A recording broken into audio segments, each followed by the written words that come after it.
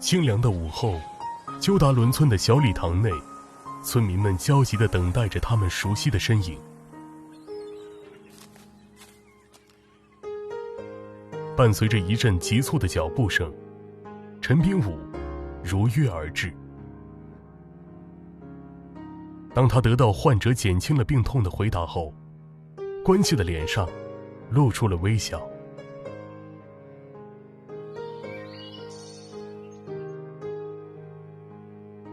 陈炳武，中国电建水电三局中老铁路项目部医生。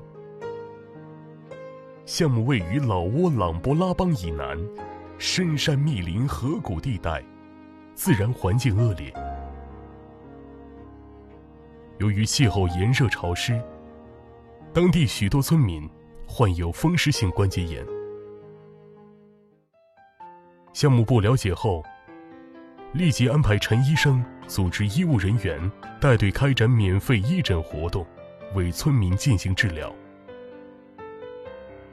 从2019年开始，定期在项目沿线5个村庄开展义诊，为村民进行体检，为患者送医送药，受益村民达600余人次，被村民称为只收笑脸不收钱的好医生。